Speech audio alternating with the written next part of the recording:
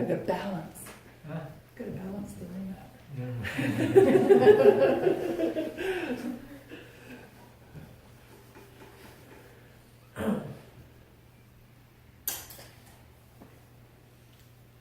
Yes, yesterday we were talking about feelings, mindfulness of feelings, and today we come to deal with the neutral feeling.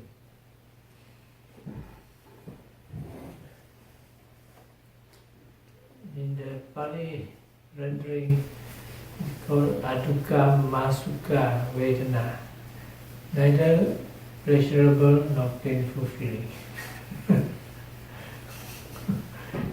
Rendered as that. There's another way, Upeka. Upeka is indifference, which has many meanings. It relates to many other mental states. Anyway, we are talking about Adukkha Masukha, either pleasurable, unpleasurable, or displeasurable feelings. First,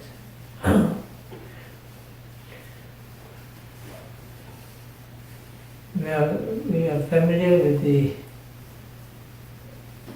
painful and pleasurable feelings on the first level. When you come to indifferent feeling, it's a bit more difficult, because then you come to the real meaning of what we mean by feelings. Because when it's indifferent feeling, we don't call it feeling, we say no feelings. Man without feelings. Actually, there is a feeling. If you look at it in terms of metaphysics, feeling is, as I said before, an automatic result of an impact of an object onto the mind, onto the consciousness. Like a stone you throw in the water, there will be a result of that. So when it comes to indifferent feeling, that means that response is least noticeable. Not that there isn't, but it's not so easily noticeable. Unless you're really aware and watching it, particularly watching at it. Which normal people don't. But if you are a meditator and you're contemplating your feelings, you should. Or at least you should try to. Once one teacher remarked that it is the most subtlest of the feelings. He says the same feeling is like a wave. When it's strong feeling, the wave are very big. Like when it's bang, you go up, down. But when it's pleasurable, very pleasurable, it's supposed to go up, down, down. Maybe the edges are a bit more rounded.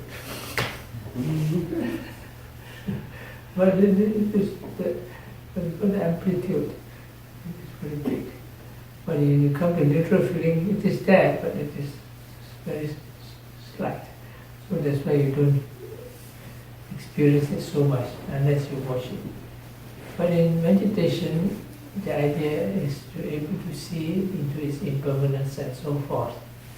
And so you usually see into this impermanence and so forth in the painful, then to the pleasurable, and then when it becomes very subtle, then you can see it also in the neutral.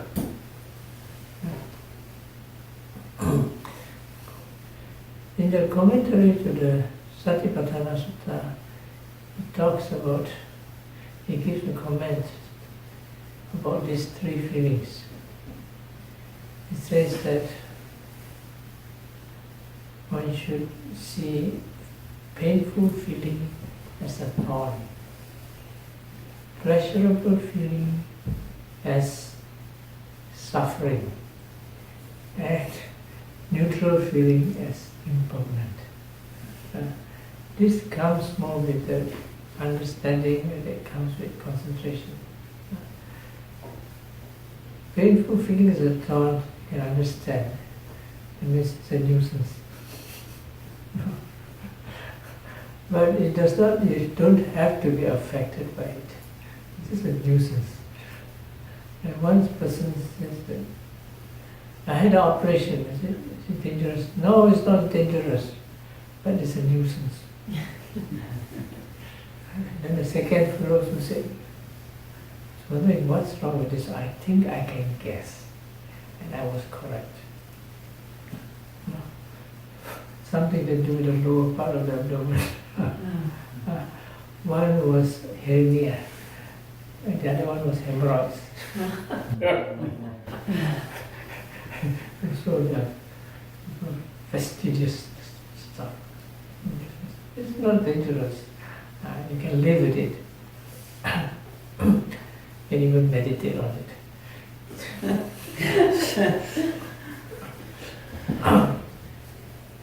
So painful feeling is like that. It's more connected with the physical thing, but the mind need not be involved. Secondly is feelings as pleasurable. Pleasurable feelings as suffering. And this is more difficult because people are attached to it. When they're attached to it like it, then it becomes wonderful. What a feeling. So they are overjoyed with it. Now that is because, as I said yesterday, because of piti, because of the joy factor, piti factor.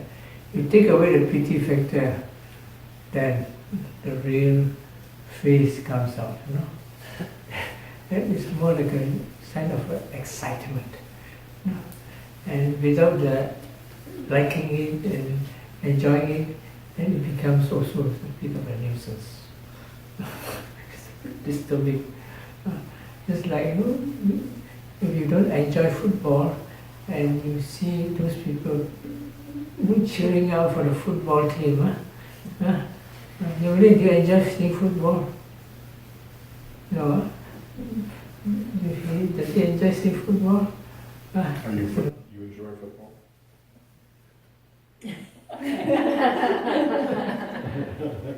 So anyway, when people enjoy football, they're so into the game that they forget everything, But when other people look at them, my goodness, I think it's very distracted. In Canada, it's hockey. Exactly. Ice hockey. Ice. Yeah. Yeah, we all like hockey. Oh, yeah. Canadians love hockey. No. Not you. Not everybody.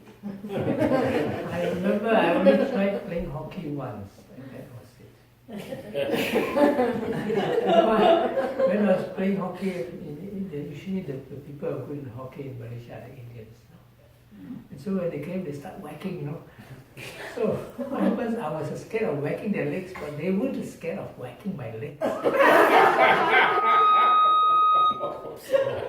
That's hockey. So I left it to it. So in the same way, if you put away the joy factor, the piti factor, and you just the mind is just in a state of excitement. And it's not very nice. When you take away all the sense of happiness, types of ideas of happiness with it, it's actually kind of pain. That's why one example is, for example, some people are so happy inside that the joy is so strong that they feel pain in the heart. Right? No, it's a very nice feeling. No, it's not nice, it's very painful. but they think it is associated with something good and beautiful. So they associate with that thing rather than the pain in the heart. We call that bittersweet. Bittersweet. Bittersweet. So when you see this, and you see in every pleasurable feeling that you get, it's only the degree. Because by nature, the feeling is a vibration. It's like a wave. Just like when you soft touch, it feels so nice. When your heart beats, it feels painful. But that is physical, but still it is feeling. So in the same way, so after a while you progress to feel prefer equanimous feeling to pleasurable feeling. It's more peaceful. Now, in terms of neutral feeling, then it is the impermanence with it. It's because it's so subtle, and if you can see the changes, subtle changes of this indifferent feeling, then you're close to what you call the real perception of impermanence. Yeah. That's generally what it means. But let's come back to the indifferent feeling. It's for your general knowledge. Indifferent feeling occurs in the worldly sense as well as in the more spiritual practice. In the worldly sense, indifference is often associated with one, delusion. Because delusion is a kind of dullness. Dull, there's a kind of fog and veil to what you experience. And so you don't see things clearly. When you don't see things clearly, the feelings and stimulation are also not strong. So it goes into the upeka, into the neutral feeling. This comes with dull minds, weak minds. And they can be very subtle. They are often blind spots. Or you may say that parts of the unconscious. The other thing that happens is Excuse me. So I'm just wondering what we can do with that, with the Pasana. we'll come to that. We can recognize the Yeah, pain. you have to learn to, sooner or later you have to learn to recognize it. Yes. That's why I'm telling you about it. Now, the other thing that happens with neutral feeling in daily life, also in meditation, of course, is when it becomes habitual. When you're doing something again and again repeatedly, you take things for granted. And so, in the first time you experience something, you say, wow, it's so great, no? After a while it becomes, less and less, and it becomes just, mechanical, zombie-like. But it does not mean that there's no craving there may be attachment. But the attachment does not always come with joyful feeling. It just comes with neutral feeling, especially when it's become so habitual. Like for example, a person smoking cigarette. He's attached to smoking, but he doesn't feel so happy with smoking all the time. So it is neutral feeling. And because it's neutral feeling, you take it for granted. It goes on automatically and it can become pretty strong. So that's why neutral feeling is dangerous, because it makes things invisible. But it has its positive side, because when your whole mind is wholesome, when you have mindfulness, then there can also be neutral feeling. Suppose you're not doing anything so dramatic, so spectacular, you may be just mindfully walking right, left, or you're walking the streets, or you may be just mindfully, slowly cooking, or doing your work. But you're mindful. You're not so happy because you're doing. You're not so angry because you're doing, but you're mindful. You know exactly what is happening and you're doing correctly. It's neutral feeling, but you're mindful. So we call that equanimous feeling. Equanimity has a wholesome implication to it. You just say neutral, it has neither a positive or negative indication. But you say equanimous, it has a positive. And this also can be very strong. This occurs more often in deeper meditation. This strong equanimity comes from deeper meditation. Especially when you come to concentration, very deep absorptions, jhanas. Or in vipassana, where the mindfulness is very stable. Quality of mindfulness, it stabilizes the mind. It does not so volatile. And because of that, it's very stable, the feelings don't develop into pleasurable or neutral, or that does not become very pleasurable and does not go up and down. So it becomes an indifferent feeling, which is an equanimous feeling in this case. And this has certain advantages because of this state of stable mindfulness. Concentration deepens, become very stable, become very strong, and become very lasting. And because it is very stable and mindfulness is clear, it's more easy for insight to arise. It's just like having a water. A pool of water is very tranquil and there's no waves in it. You can see clearly what's underneath.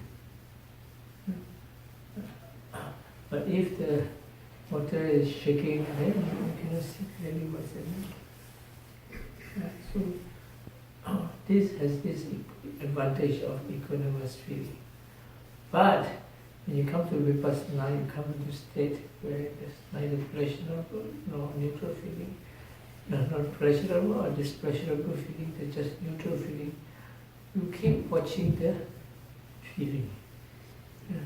And you keep watching the feeling, you're able to discern the arising and passing, the changes in the neutral or indifferent feeling, and then your meditation on feelings start becoming deep. Yes. A question, Bhante. If I'm holding a child, a baby, and I get pleasure from it, Yes. and if the baby gets pleasure from my holding, smiling, are you recommending, you're not recommending, that I become equanimous? Or No, I'm not recommending it because there's a time for loving kindness, there's a time for compassion, there's a time for sympathetic joy, and there's time for equanimity. okay. Yeah, that's Because this four comes together. Suffering, compassion is when you see that when the child is sick. And it's a natural response. When the child is very happy, you rejoice with the child. Right. But when there's nothing you can do about it, and the child has to die anyway, so you become equanimous. Depending on the situation. But usually in the highest levels, it is equanimous. Because highest levels in terms of concentration and insight. But mind you, even in the enlightened consciousness, it may not come with neutral feeling. It may come with joy. But it does not come with aversion, of course. Of course.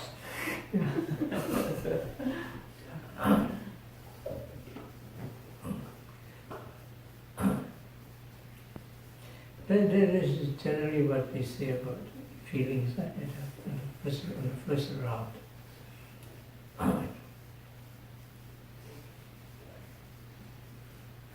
You look at the sutras, there are many things, because the Buddha has talked about feelings.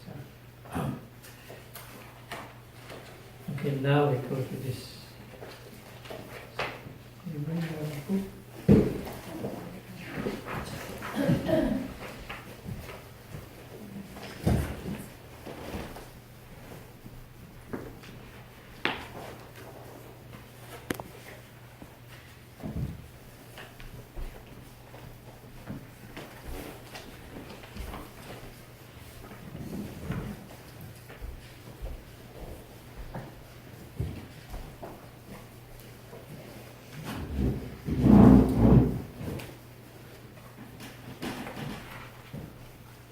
just let me explain a little bit more. I didn't go through the walking meditation approach.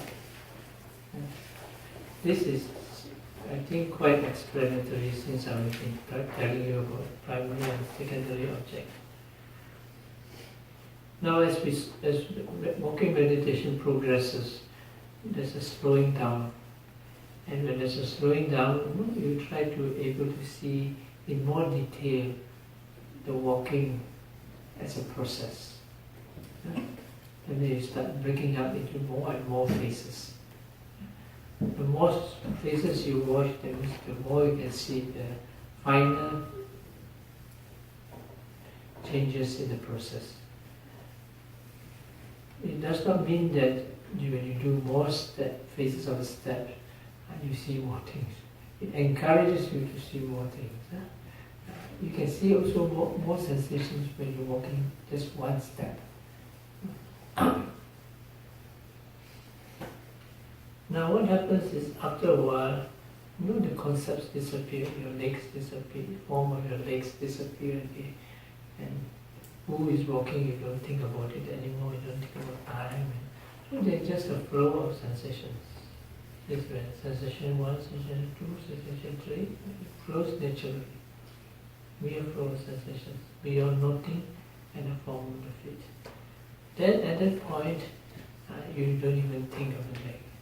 Whatever experiences come, the mind just be aware of it. So it may not be something to do with the feet at all. It may not be something to do with walking at all. It may be a passing thought. It may be a passing sound. And so that's why I say Dhamma. Dhamma means phenomena.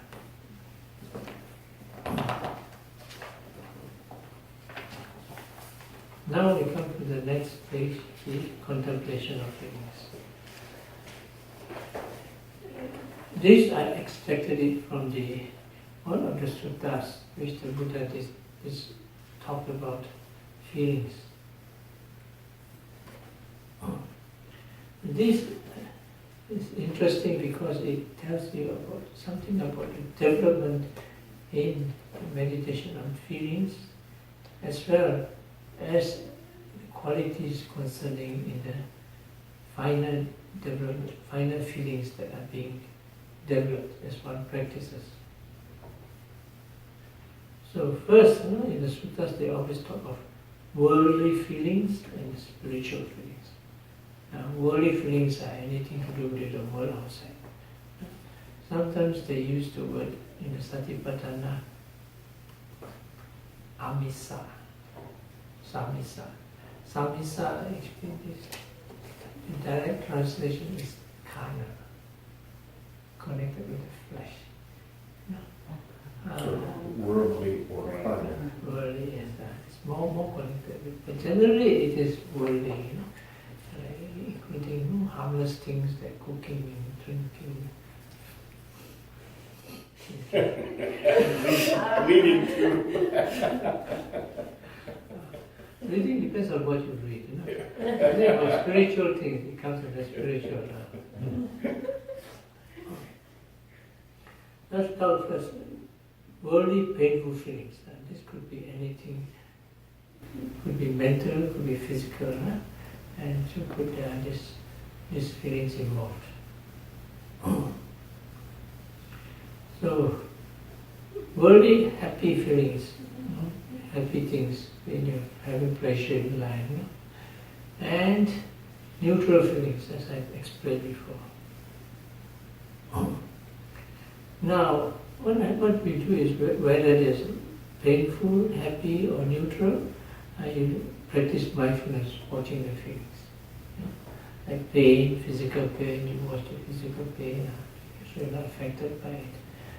Mental pain, you watch the mental pain, and the mental pain, if you are mindful enough, passes away. Because mental pain is usually coming with aversion or anger. You are mindful, that means there's no aversion. You have aversion, that means you're not mindful.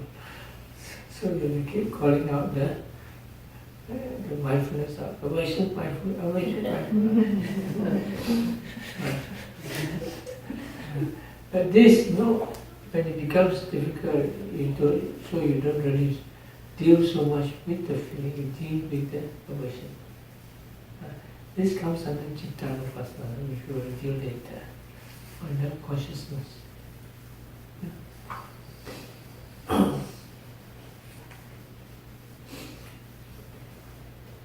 You see, in another text it talks about aversion is latent in painful feelings. Attachment is latent in happy feelings. Delusion is latent in neutral feelings.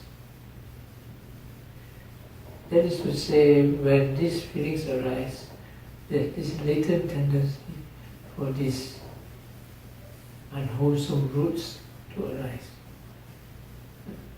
Unless you have been trained or you are so good-natured that the latent goodness arises instead.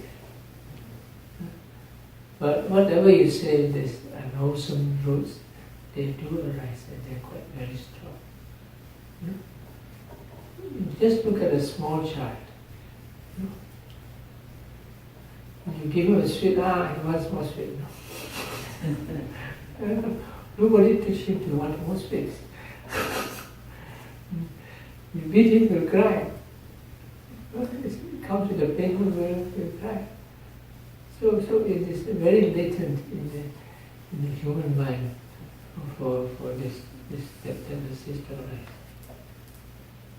So when you have these feelings, you be careful of it. When you have painful feeling, be careful of anger. When you have pleasure feeling, be careful of the attachment. When you have neutral feeling, make sure you are not dull and confused. Be mindful. So, when you're mindful, you automatically change it to a spiritual feeling. You're mindful in terms of practice, practice especially in spiritual things like vipassana or even samatha. So, because that type of mindfulness elevates the mind to a much higher state, away from worldly things. The ordinary mindfulness may lead you to a wholesome but yet worldly state, pure worldly state. This is more towards a spiritual advancement and development in the consciousness.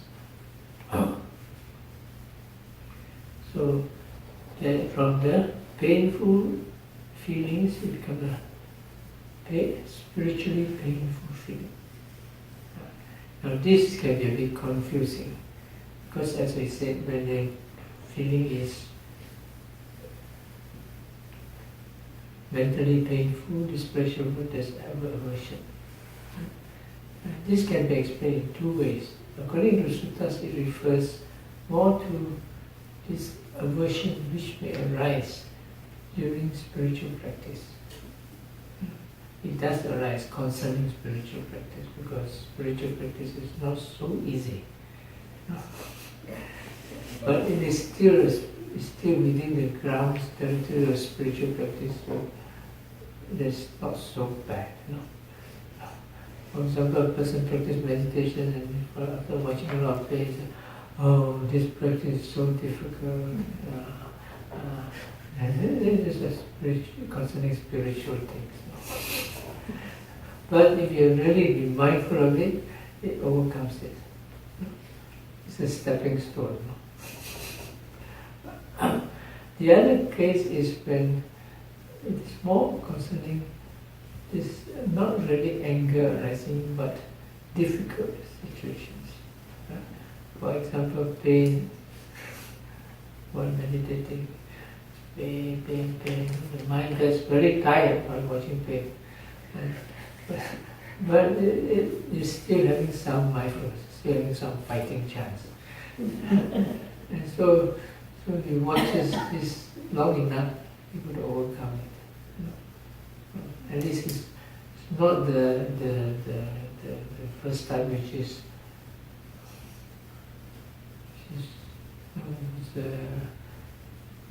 the text described it as a bottomless pit.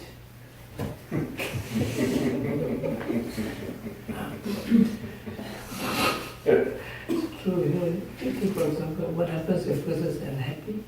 He eventually ends up in depression. And you know depression goes down, down, down into the fire. So you think it cannot be worse. You know, if you work with people with depression, you know that it can go really down and you cannot come out. You know, very bad. That's why people